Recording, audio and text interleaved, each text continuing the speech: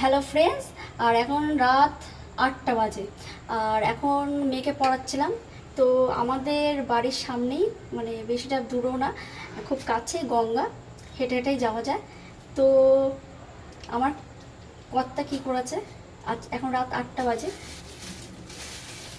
ছোট ছোট মাছ নিয়ে চলে আসছে।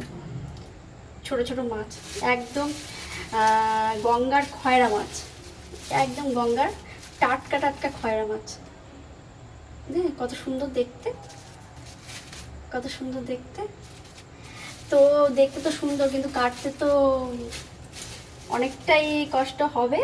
তো এই মাছগুলো অনেক দিন পরে খাবো, তো খাওয়া হয় না, যেহেতু ছোটো ছোটো কাটতে অনেকটা সময় লেগে যায়, আর বাচ্চা টাচ্চা নিয়ে একদমই পারা যায় না।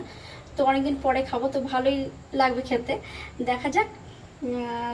আমার তো দেখেই বেশি ভালো লাগছে, খাওয়া তো পরের কথা। আবার তার মধ্যে আবার মাংস নিয়ে চলে আসছে। তো এগুলো এগুলো তো ধুয়ে বেছে রাখতে হবে, তো এখানেরও তো সময় যাবে। এখন রাত্রেবেলা আবার সেই মাছ মাংস ধোয়া, কিচ্ছু বলার নেই। কিছু বললেই তারপরে বলবে আর আনবো না, তোমাদের বেশি খাটনি হয়ে যায়। তো অতএব দরকার নেই কিছু। তো এনেছে, এখন ধুয়ে টুয়ে রেডি করি, আর ভালো মতো ধুয়ে টুয়ে রেখে দিই। তাহলে আবারও অবশ্য সকালবেলা একটুখানি কাজেরও একটু সাহায্য হবে তাড়াতাড়ি।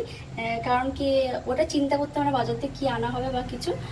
তো আমি একদম কোমরে নাইটিটাকে কোমরে ভালো মতো বিয়ে দিয়ে এখন মাছ মাছ কাটা, মাংস ধোয়া এইসব করতে থাকি।